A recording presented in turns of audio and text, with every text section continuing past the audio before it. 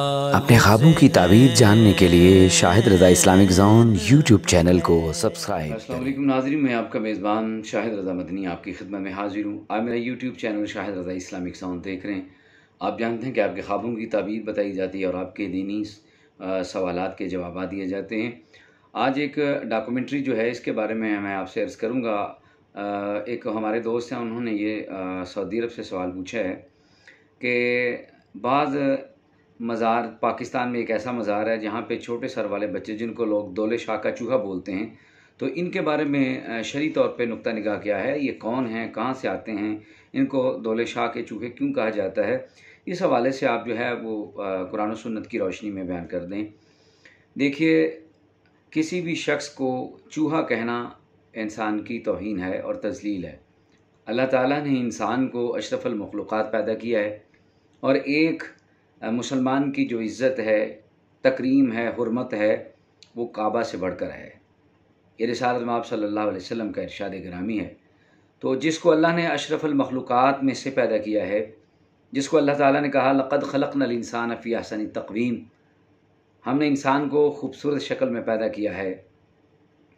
अब उसके बारे में कोई उसको चूहा कहे तो ये इंसान की तौहीन भी है, तज़लील भी है। लिहाजा शरई पॉइंट ऑफ व्यू से हम इन लोगों को चूहे नहीं कह सकते। इंसान को इंसान ही कहा जाएगा, इनको चूहा नहीं कहा जाएगा। ये इंसान की तज़लील है और तौहीन है। जो लोग इनको ऐसा कहते हैं उनको बाज आ जाना चाहिए। ये एक बीमारी है जिसकी वजह से इनके सर छोटे रह जाते हैं।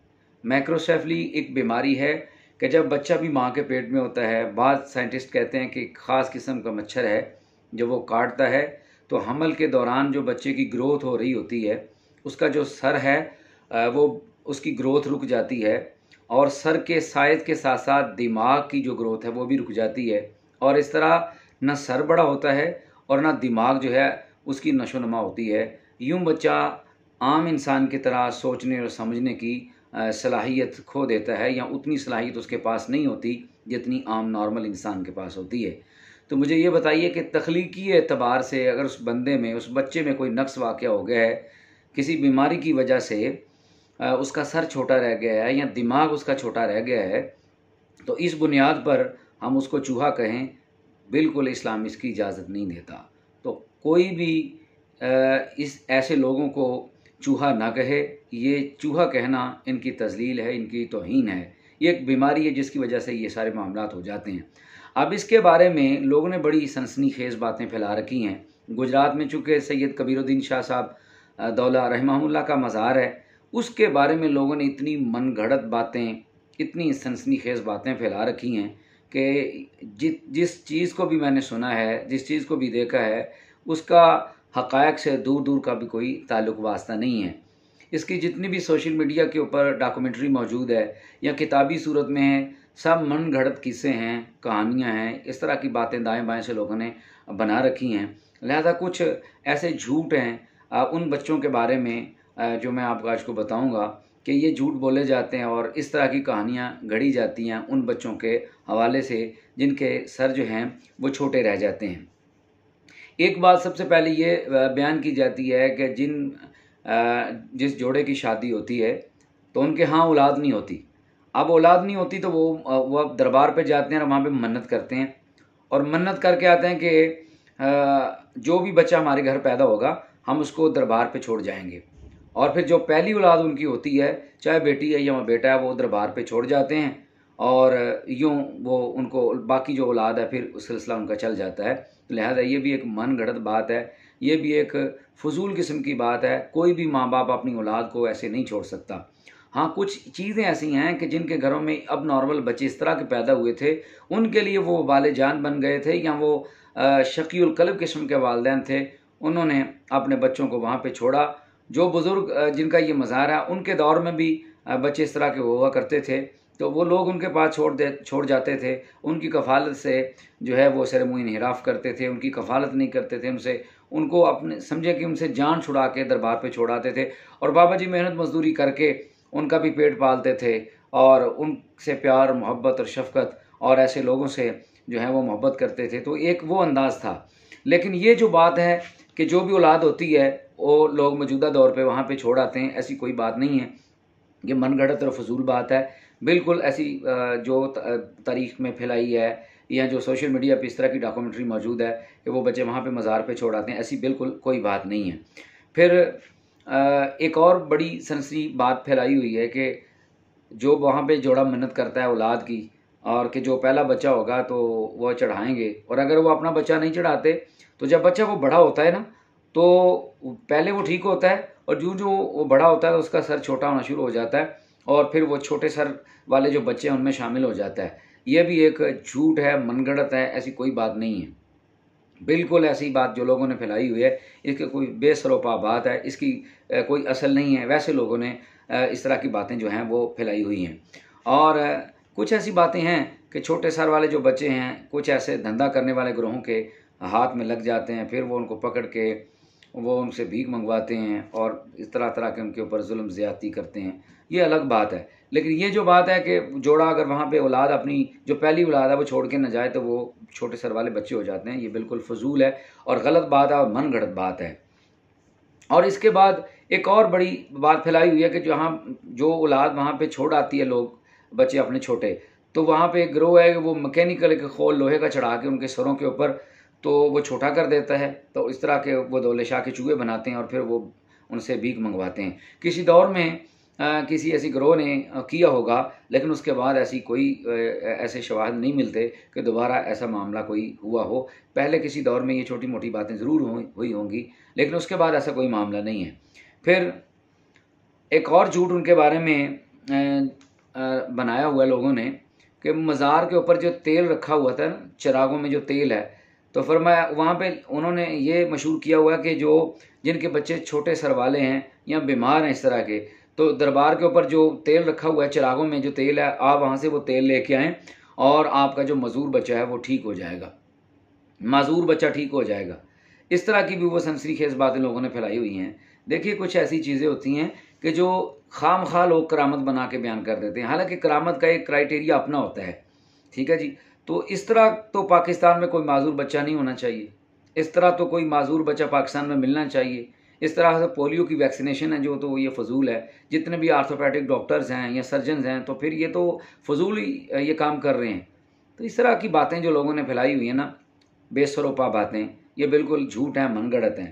اس کے بعد پھر ایک اور بہت بڑا جھوٹ بولا ہوا ہے کہ جب یہ چھوٹے سار والے بچے جو ہیں جو دربار پہ ہوتے ہیں، جب ان کا موت کا وقت آتا ہے تو ان کو ایک خاص کمرے میں بند کر دیتے ہیں، اور پھر چند دن کے بعد وہ کمرہ کھولتے ہیں تو کمرے میں سے وہ بچہ جو ہے یا وہ شخص ہے جس کا سر چھوٹا ہے وہ غائب ہوتا ہے۔ تو لہذا یہ بھی ایک جھوٹ ہے، اس طرح کی کوئی بات بالکل نہیں ہے، اور اس میں کوئی صداقت نہیں ہے کہ وہ بچے وہاں سے غائب ہو جاتے ہیں۔ اور ایک اور قصہ اس طرح کا بنایا ہوا ہے کہ ان کی نماز جنازہ نہیں ہوتی چونکہ وہ غائب ہو جاتے ہیں، لہذا بالکل یہ جھوٹ ہے۔ جو مسلمان ہے، جو مسلمان کے گھر میں پیدا ہوا ہے، اس کی نماز جنازہ ہوتی ہے اور وہ مسلمان ہے، اور اس کے سارے معاملات جو ہیں وہ مسلمانوں جیسے ہوں گے۔ یہ اس طرح کی جو من گھڑت باتیں بنائی ہوئی ہیں، بالکل ایسی کوئی بات نہیں ہے۔ اور ویسے یہ جو بات لوگوں نے پھیلائی ہوئی ہے کہ جن کے گھر میں اولاد ہوتی ہے پہلی وہ منت مانتے ہیں وہاں پہ اولاد کے حوالے سے، تو وہاں پہ جو پہلا بچہ ہوتا ہے وہ چھوڑ آتے ہیں، تو لہٰذا یہ جو بچے کو چھوڑنے والی بات ہے یہ قانون کی بھی خلاف ورزی ہے اور اسلام کی بھی خلاف ورزی ہے، یعنی آئینی اور قانونی اور اسلامی یہ دونوں طریقوں پر یہ بات غلط ہے کہ اپنے بچوں کو آپ دربار پہ چھوڑائیں، اس لیے کہ جو پاکستان کا آرٹیکل تقریباً 328 ہے، 328 آرٹیکل کے تحت یہ ہے کہ ماں باپ 12 سال سے کم عمر بچے کو ترک نہیں کر سکتے، یعنی جب بچے کی عمر جب تک 12 سال نہ ہو اس بچے کو آپ اکیلا نہیں چھوڑ سکتے، اس کو آپ تنہا نہیں چھوڑ سکتے، آپ اس کو ترک نہیں کر سکتے، یہ آئین پاکستان کے تحت ہے۔ اور جبکہ سیکشن 332 کے تحت یہ ہے کہ کوئی شخص یہ جو بات بنائی انہیں کہ خول چڑھا دیتے ہیں اور اس طرح کر دیتے ہیں، یہ سیکشن 332 کے تحت کسی بھی شخص کسی بھی بچے کے کسی عضو کو توڑنا مروڑنا یہ غیر فعال کرنا یہ قانونی جرم ہے۔ تو لہذا یہ اس طرح کی جو باتیں ہیں یہ پھیلائی ہوئی ہیں لوگوں نے کہ دولے شاہ کے چوہے اس طرح کے، اور یہ باتیں ان کو نام دے دیا ہوا ہے، اور اس سے فائدہ کون اٹھا رہا ہے؟ ان بچوں سے فائدہ وہ گروہ اٹھا رہا ہے جو دھندا کرواتے ہیں، جو پیشہ ور بھکاری ہیں، ان بچوں کو جو ہے نا وہاں سے لے لیتے ہیں، جو بیچارے معذور بچے ہیں ذہنی طور پہ، یہ وہاں سے لے لیتے ہیں اور پھر ان کو سکھاتے ہیں. جیسے ایک کسی چیز کو سکھایا جاتا ہے کہ آپ نے اسے اتنے پیسے مانگنے ہیں اور یہ والی چیز مانگنی ہے اور بار بار تکرار کرنا ہے. آپ نے دیکھا ہوگا کہ بعض جو اس طرح کے لوگ ہیں وہ آپ سے چمٹ کے مانگتے ہیں اور آپ سے 150 پہ راضی نہیں ہوتے. ان کو بتایا ہوتا ہے کہ اس طرح کا نوٹ ان کے ہاتھ میں تھمایا ہوتا ہے کہ آپ نے یہ 500 کا یا 1000 کا نوٹ آگے کرنا ہے اور بتانا کہ مجھے اس طرح کا نوٹ چاہیے. یا کسی گھر میں وہ داخل ہو جاتے ہیں اور جس چیز کو وہ پکڑ لیتے ہیں، چھو لیتے ہیں، اب وہ کہتے ہیں کہ یہ لے کے ہی جانا ہے. اور ساتھ وہ جو مداری ہوتا ہے، وہ جو بیکاری ہوتا ہے، پیشہ ور، وہ ہٹا کٹا انسان ہوتا ہے، وہ یہ کہتا ہے کہ اگر آپ نے یہ چیز بابا جی کو نہ دی تو یہ بد دعا دیں گے. اس میں ایک ذرہ برابر بھی صداقت نہیں ہے. جو خواتین ڈرتی ہیں، جو لوگ ڈرتے ہیں کہ جناب یہ بد دعا دیں گے تو یہ ہو جائے گا، وہ ہو جائے گا، ایسی کوئی بات نہیں ہے بھائی. بد دعا دینے والی بات ہوتی تو یہ جو بیکاری ان کے اوپر ظلم و ستم کر کے جانوروں کی طرح ان لوگوں کو اپنے ساتھ باندھا ہوتا ہے، انہوں نے سب سے پہلے بد دعا تو ان کو لگتی، لیکن ان کو کوئی بد دعا نہیں لگ رہی اور آپ کو بد دعا مفت میں لگ جائے گی. لہذا یہ لوگوں نے جو کانسیپٹ بنایا ہوا ہے نا کہ دولے شاہ کے چوہے، یہ میں آپ کو سمجھانے کے لیے لفظ بول رہا ہوں. چھوٹے سر والے جو بچے ہیں یا لوگ ہیں تو ان کی بد دعا لگ جاتی ہے. اگر آپ کو ان کو 1500 یا جس کا وہ تقاضا کریں آپ سے، اگر آپ وہ نہ دیں گے تو ان کی آپ کو بد دعا لگ جائے گی. تو ایسی کوئی بات نہیں ہے، یہ بد دعا کا کوئی معاملہ نہیں ہے. بد دعا ان لوگوں کو لگنی چاہیے جن لوگوں نے ان بیچاروں کے اوپر ظلم کیا ہوا ہے اور جیسے جانور کو اپنے ساتھ باندھتے ہیں، ان کو باندھ کے رکھتے ہیں اور ان کو انہوں نے سکھایا ہوتا ہے کہ اتنے پیسے وہاں سے مانگنے ہیں اور ہزاروں اور لاکھوں روپے کماتے ہیں سال میں. اور بعض ایسے لوگ ہیں کہ درباروں پہ کچھ ایسا گروہ موجود ہے کہ جو اس طرح کے معذور بچوں کو ٹھیکے پہ دے دیتا ہے کہ سالانہ اتنے پیسے دو گے، اتنے لاکھ دو گے، لے جاؤ ان کو، ان سے بھیک منگواؤ. آپ نے دیکھا ہوگا کہ ایک آدمی ساتھ ہوتا ہے اور بالکل جس طرح بندر کو رسی ڈالی ہوتی ہے نا ایک مداری والے نے، اور ساتھ ساتھ وہ بندر کو سمجھایا ہوتا ہے کہ یہ کرنا ہے وہ کرنا ہے، تو اسی طرح وہ کرتا ہے. اور اسی طرح یہ چھوٹے سر والی جو مخلوق ہے، یہ بچے ہیں، بیمار ہیں بیچارے، اور ان کو اسی طرح انہوں نے اپنے ساتھ رکھا ہوتا ہے اور بابا جی کا لفظ ان کو دیا ہوتا ہے. کیونکہ پاکستان میں سب سے زیادہ بابے پائے جاتے ہیں. 2 نمبر اور جعلی بابے جو ہیں نا وہ سب سے زیادہ پاکستان میں پائے جاتے ہیں. ایک ایک گلی میں 10 بابے ہیں. سیلاب آیا ہوا ہے، لیکن اگر کہیں کے اوپر کہیں پہ بھی کوئی آفت آ جاتی ہے، کہیں پہ بھی کوئی مسئلہ بن جاتا ہے تو یہ بابے ناکام اور فیل ہو جاتے ہیں. یہ جو گلی محلوں میں اور گلی گلی میں بیٹھے ہوئے نا، تو وہ اس کا نام انہوں نے بابا جی رکھا ہوا ہے اور آپ سے وہ 1500 یا 1500 یا 2000 کی ڈیمانڈ کرتے ہیں. اور اگر خدا نخواستہ آپ کے گھر میں گھس جائیں تو پھر جس چیز کے اوپر ہاتھ رکھ گیا، خواتین بھی ہماری اللہ ماشاءاللہ وہ بھی کہتی ہیں بھائی نہیں جی بد دعا لگ جائے گی، ان کو دے دو. ایسا کوئی ایسی بات نہیں، نہ ان کی بد دعا لگتی ہے، نہ ان کو اس طرح دینا چاہیے. میں سمجھتا ہوں ان کو نہیں دینا چاہیے. وہ اس لیے کہ یہ بیکاری لوگ جو ہیں ان کا تو پیشہ ہے، یہ ٹھیکے کے اوپر لے کے آتے ہیں اور اس طرح کے، اور بعض لوگ جو ہیں اس طرح کے بچوں کو کیپچر کر لیتے ہیں، اغوا کر لیتے ہیں اور پھر دور دراز لے جاتے ہیں، پھر ان کو سکھاتے ہیں، سمجھاتے ہیں، پھر ان سے جو ہے نا یہ بھیک والا پیشہ کرواتے ہیں. تو لہٰذا ایسی کوئی بات نہیں ہے. اور ایک بات اور یہاں پہ مزار کے بارے میں یہ مشہور ہے کہ جو ہے جو وہاں پہ منت کرتا ہے جوڑا اولاد کے لیے، تو وہاں پہ ان کی اولاد نہیں ہوتی، تو اگر اولاد ہو جاتی ہے تو پھر وہ اگر بچہ وہاں پہ نہیں چڑھاتے، اس دربار کے اوپر نہیں چھوڑ کے آتے، تو ان کے بچے اس طرح کے دولشا کے چوہے بن جاتے ہیں. یہ بڑی ایک عجیب اور مضحکہ خیز بات پھیلائی ہوئی ہے کہ جو جوڑا وہاں پہ منت کرتا ہے کہ یا اللہ ہمارے ہاں اولاد نہیں ہو رہی تو اولاد دیں. تو وہاں پہ اگر اولاد ہو جاتی ہے، ایک بات ذہن میں رکھیں کہ اولاد صرف اللہ دیتا ہے، کسی کے کہنے سے اولاد نہیں ہوتی.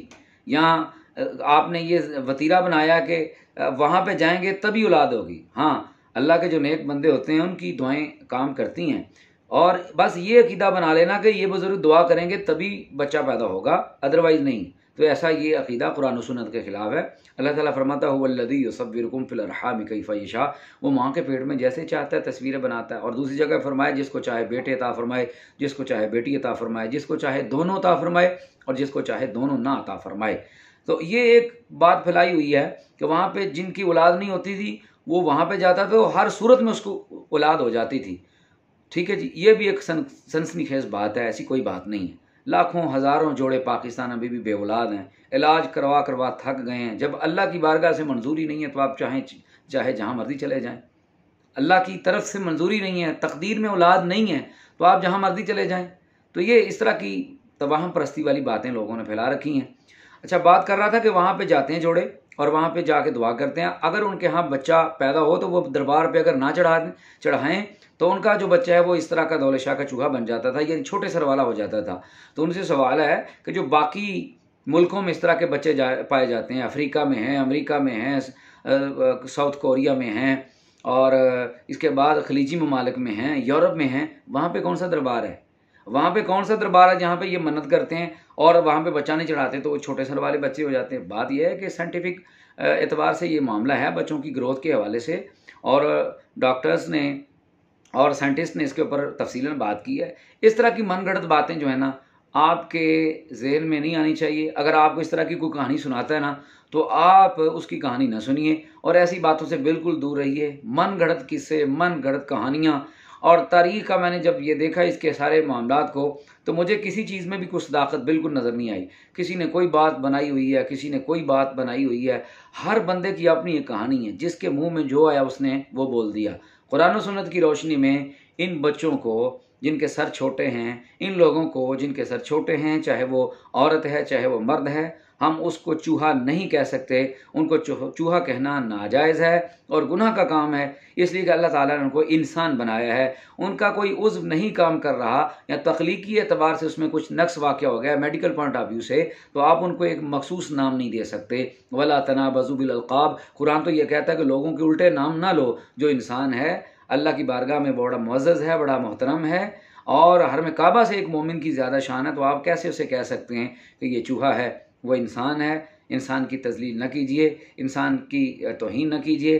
ان وہ چھوٹے سر والے بچے ہیں، اگر کہیں وہ کسی کے گھر میں ہیں، ہمارے محلے میں، ہمارے علاقے میں، تو ان سے محبت کیجیے، ان سے پیار کیجیے، ان کو کچھ دیجیے. لیکن اگر بیکاری لوگوں نے ان کو پکڑا ہوا ہے اور اس کے ذریعے وہ آپ کو بلیک میل کر کے آپ سے بھیک منگواتے ہیں، ان سے بھیک منگواتے ہیں اور آپ سے وہ مطالبہ کرتے ہیں کہ یہ دو اور وہ دو، اور نہیں دو گے تو اس طرح ہو جائے گا، نہیں دو گے تو اس طرح ہو جائے گا، تو یہ فضول بات ہے، یہ من گھڑت بات ہے. اس کا دین سے کوئی تعلق نہیں ہے، اس کی کوئی اصل نہیں ہے، نہ ان کی بد دعائیں لگتی ہیں، نہ ان کے کوئی ایسے معاملات ہوتے ہیں.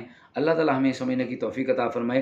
اگر آپ کا کوئی سوال ہے، اگر آپ کا کوئی خواب ہے تو کمنٹس باکس میں اپنا جو ہے اپنا مسئلہ آپ پوچھ سکتے ہیں. واٹس ایپ نمبر جو اسکرین پہ شو ہوتا ہے، آپ اس کے اوپر اپنا وائس میسیج ریکارڈ کر کے بھیج سکتے ہیں، تاکہ آپ کے خواب کو سن کے، آپ کے سوال کو سن کے آپ کے سوال کا جواب دیا جائے. ایک نئی ویڈیو کے ساتھ آپ سے دوبارہ ملاقات ہوگی. اپنا بہت زیادہ خیال رکھیے گا. اللہ آپ کا حامی و ناصر.